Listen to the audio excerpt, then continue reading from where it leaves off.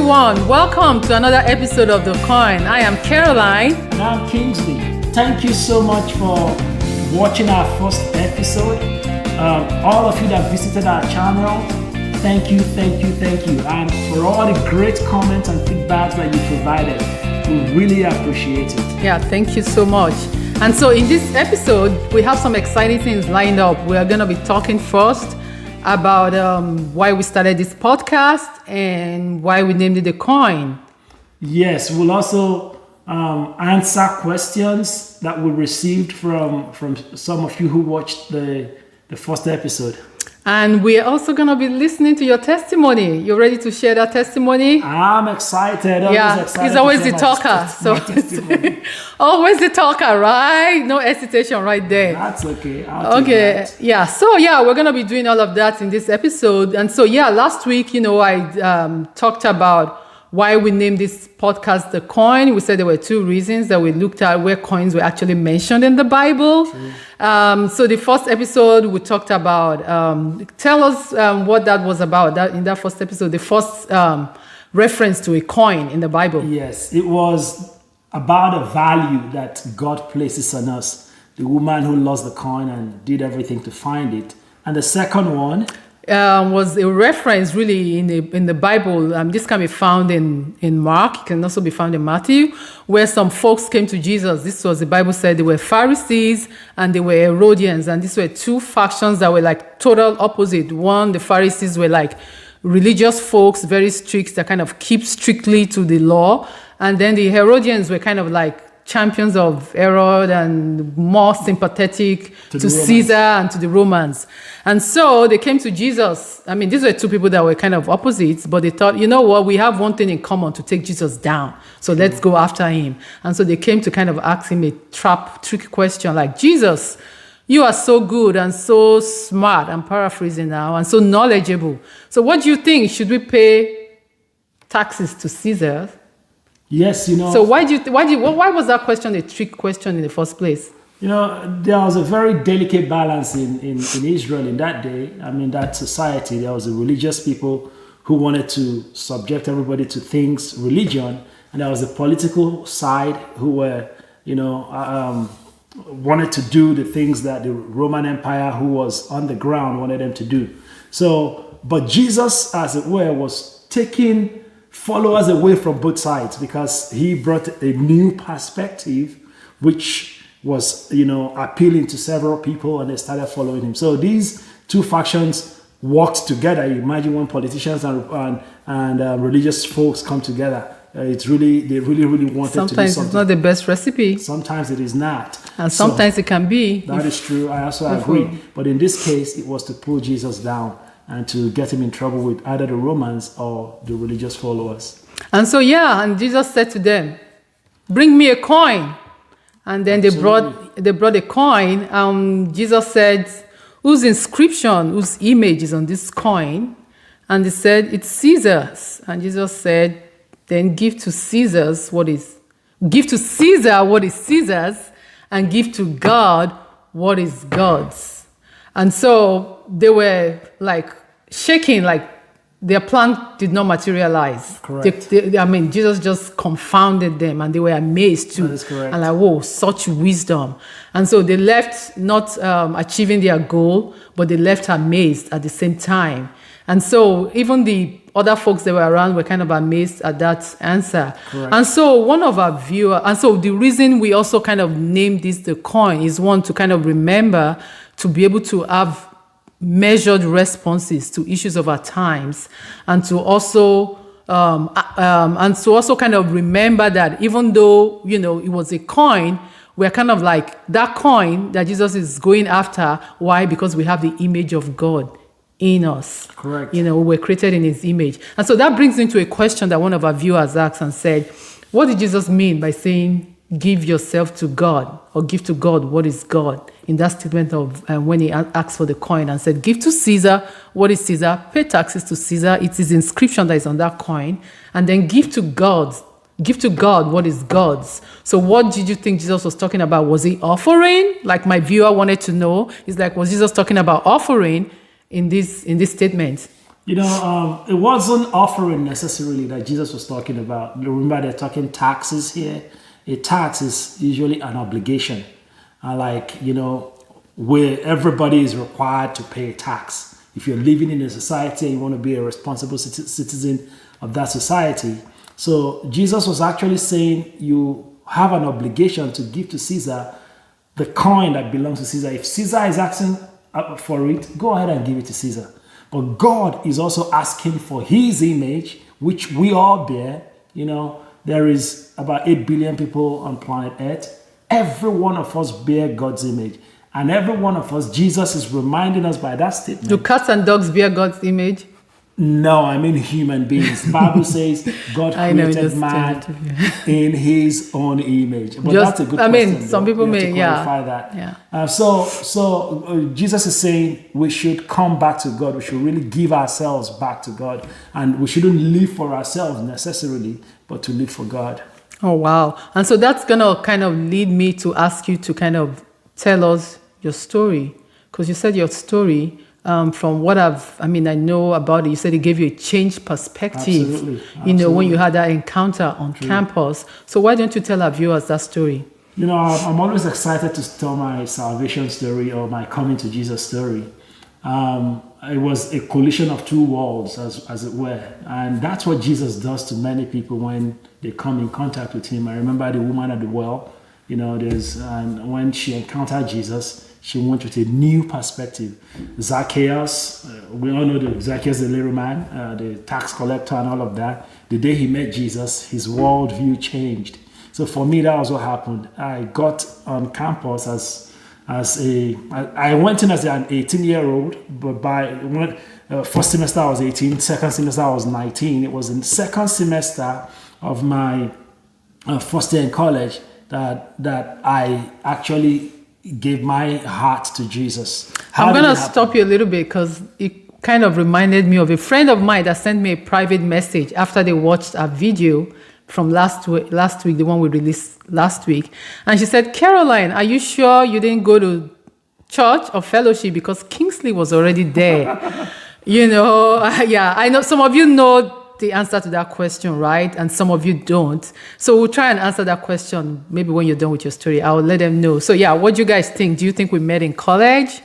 And when I joined my fellowship on church on campus, which is also talking about being a part of, did we meet in that college fellowship? That would be good to So I'll answer that question. Okay. So go ahead. So for me, during that second semester in first year, I had no concept about, where my life was headed. I just was just flowing with emotions.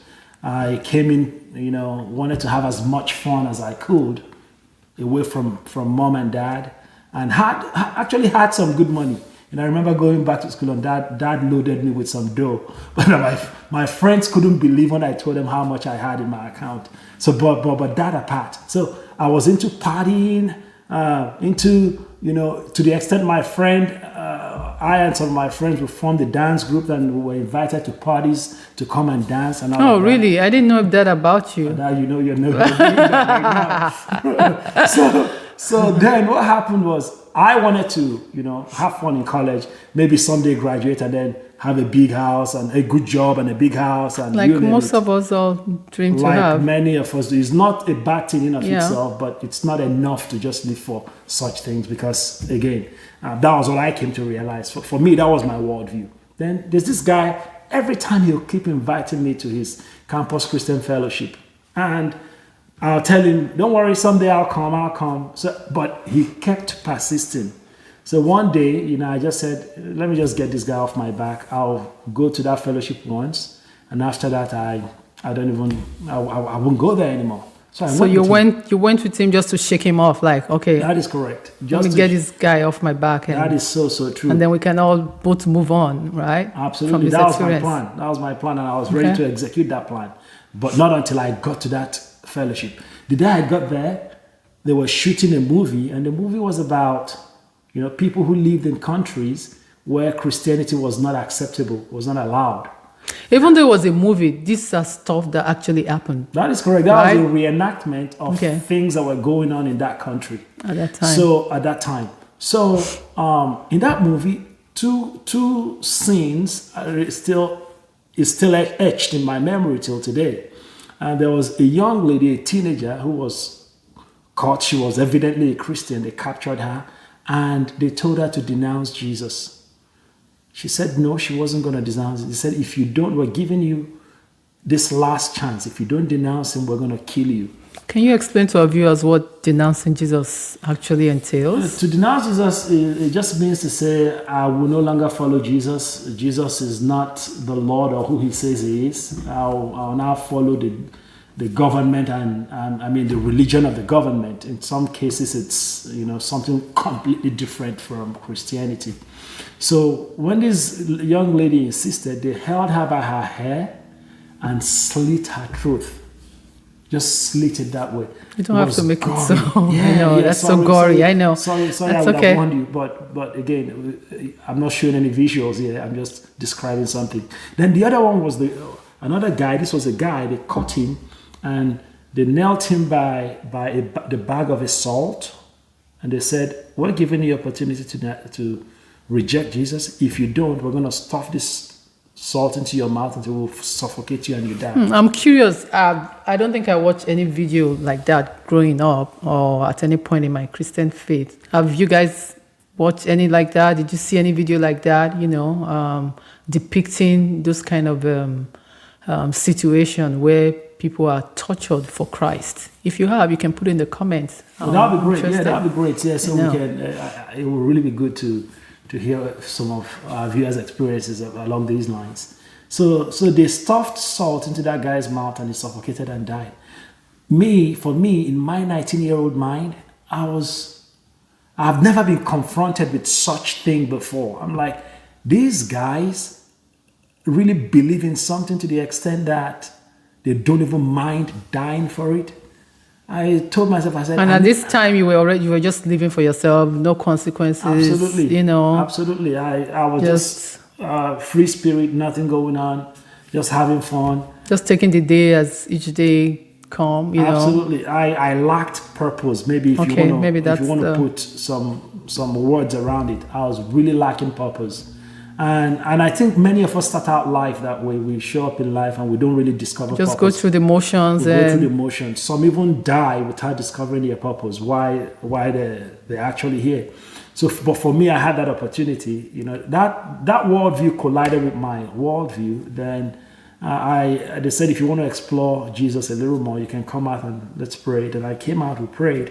And I went back to my room and I gave it some more thought. I couldn't just get that thought. So in the group, you kind of answered what Christian folks call. You responded to an altar call, that's right? What it's called, yeah. Okay. That was the Christianese for such thing. Yeah. So I got to my room. I prayed, knelt down and prayed a little more, and just made that commitment that I want to follow this Jesus because I saw that as a purpose to live for. I saw that as something that it really resonated with me.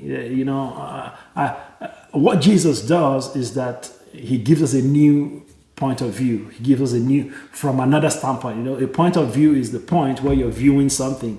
For most of us, we view things at the same level, like what everybody is seeing. But if Jesus gives us the opportunity and he takes us to the point where he is and allows us to view things the way he views them, it changes our perspective and it gives us an assurance and purpose to live for. And maybe I'll wrap it up here with one scripture that I learned as well during those times. It says, one man died, and when he died for all. That one man is Jesus. That he died so that they that live will no longer live for themselves, but for him who died for them. So the rest of the days of my life, I made a commitment to Jesus. I want to follow your plan, not my plan. And that's what Christianity is all about. It's a relationship. It's not religion, as it were. Religion is man trying to seek God. But Christianity is actually God seeking man and striking, a reaction that will lead to a dynamic relationship. Oh, wow. That's thank you for sharing that. That's fascinating. We all have different journey to finding Christ or allowing ourselves to be found, or where God actually opens our eyes and we really can see Jesus for who he is. And not just know about Jesus, we actually know him. So I think that's that transition that you and I both made. Our journey is different. You went to church after so many invitations. True. You finally showed up, and right there, you were desiring to go back. I was desiring to go back, and I went back, and I was there for a long time. True. Without having that personal encounter. True. I was there. I was part of the crowd. I was enjoying it. I was moving with it. I was, consistently attending church. So, we all have different experiences. I'm curious, I'm just a lot of you out there, if you want to share in the comments, maybe you can encourage some of our viewers. You can put it in the comments. What's your experience, coming to Jesus? And so, put it out there. And so, you want to answer that question that I asked? Did we meet in college? Did we go to the same fellowship? Our stories kind of seem similar, college environment. And so, we did not meet in college. We had graduated and were working when we met. Don't tell them that story yet. That's going to be for another episode. Yeah, but okay. We will elaborate. Just say, no, we did not meet in college. Okay. That's good enough. Let me take back what I said. No, we did not meet in college. Okay. So, no, I didn't know him in college. It was after college, like you said. So, one of, I think somebody also asked that question. A friend of ours also asked that question. And about wanting to know how we met. We should tell that story. And we do plan to tell that story.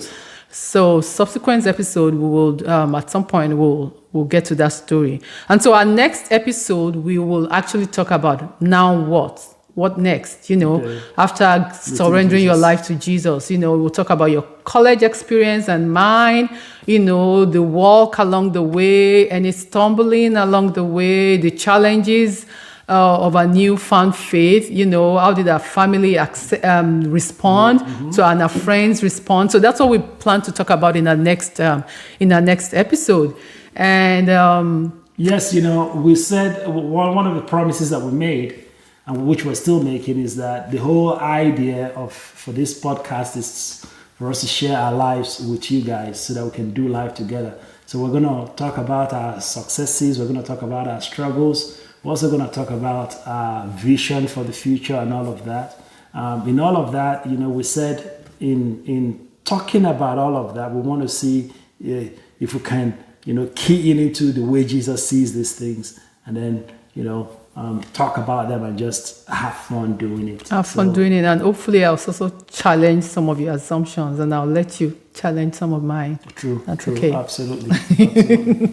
I'll give you that chance. So we're so glad that you stuck with us till the very end of this podcast. And then we know for those of us in the US, this is Thanksgiving week, and there's been so much going on this year. It's for some it's been like a long, dreary winter that just won't go away, and for some it's been like a big storm that's kind of trying to drag us under. It's been, and some it's just been kind of like slow and steady, and you're just waiting for things to just turn around. And so it may be difficult to kind of say like, what should one be thankful for, but we will have a lot to be thankful for, and so I want to encourage you during this season, even as we are kind of approach the end of the year, to kind of let's focus on God. There's really something, you'll find something to be thankful for, and then we can find peace even in these uncertain times, and just look to Him, knowing that things are for sure going to get better. And Kingsley, what do you want to tell our viewers that are kind of feeling a little discouraged at this time? I think you've said a lot, to them already. I just want to add to what you've said. I want to say, let's count our blessings and let's name them one by one. There are several things to be thankful for. Yes, we may not have all of our plans for Thanksgiving this year fulfilled or met. Like Caroline and I, we used to, for Thanksgiving, we'll invite friends and family over, and we'll have always a large group, very large group sometimes. But this year we just said we're going to skip. But we're still thankful. I'll wake up on Thanksgiving morning and I'll give praise to God for. And I'm still gonna cook. Caroline was so just have some time to reflect, give God thanks, and enjoy time with family. Hope for Thank you. Thank you.